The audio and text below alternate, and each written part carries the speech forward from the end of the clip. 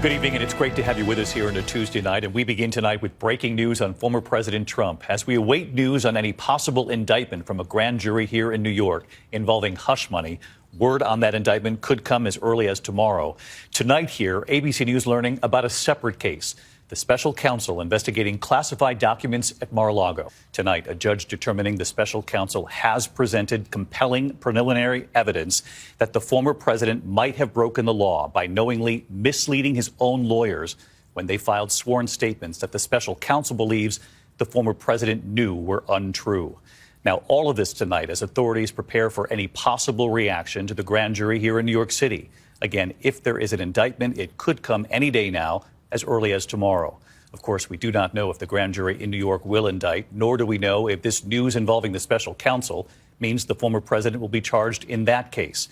But all of this coming to a head as the nation watches and a former president runs for president again. ABC's Jonathan Karl leading us off again this evening.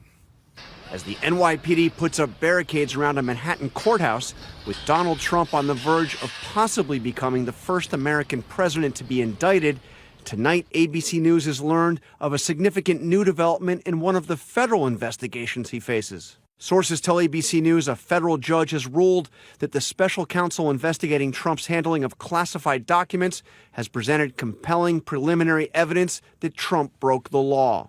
Judge Beryl Howell's order is sealed, but the sources who described its contents to ABC News say she wrote that special counsel Jack Smith has made, quote, a prima facie showing that the former president had committed criminal violations by knowingly misleading his attorneys so that they would file a sworn statement that he knew was false. That sworn statement came in June, when Trump's lawyers certified that a diligent search of his Mar-a-Lago estate determined he had turned over all the classified documents in his possession. The special counsel convinced the judge the evidence was strong that the lawyers filed that statement because Trump had misled them. 2 months later, when FBI agents searched the premises, prosecutors say they found more than 100 additional classified documents, including some in Trump's office desk. The shameful raid and break-in of my home, Mar-a-Lago, was a travesty of justice.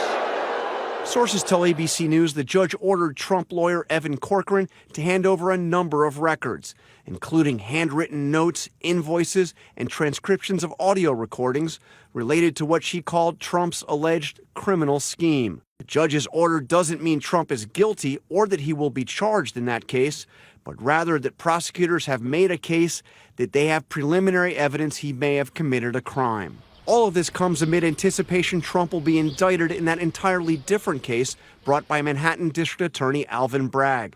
That case involves hush money payments made to porn star Stormy Daniels in the days before the 2016 election. A grand jury could hand up charges as early as tomorrow. The former president has called for his supporters to protest. And John Karl with us here in New York tonight. And John, obviously, you know, but just to keep this clear for everyone at home, these are two separate cases here. In the New York City case, this hush money case, we know a possible indictment could come as early as tomorrow, but we simply still do not know. Yeah, we don't know. A lot of speculation about this, much of it coming from Donald Trump himself, but we don't know if the indictment is coming. If it does, Trump would be ordered to come to New York for booking just like any other criminal defendant. Typically, that would include things like fingerprinting and the taking of a mugshot. Now, this other case that you're breaking news on right here this evening involves the special counsel, obviously, Jack Smith, who's looking into both January 6th and the classified documents at Mar-a-Lago. Now, this is a federal judge who has determined that the special counsel has presented enough evidence, compelling evidence, that the former president may have known that what his attorney signed simply wasn't true. And David, this is especially significant because what the special counsel is investigating, the alleged crimes that he is investigating, are significantly more serious than what is being investigated by the Manhattan DA. And in fact, Donald Trump has already responded to our reporting tonight, a rather lengthy statement where he attacks the special counsel, saying that they are investigating, quote, false allegations. All right. John Karl, Catherine Falders, our entire team on this tonight. Our thanks to you all.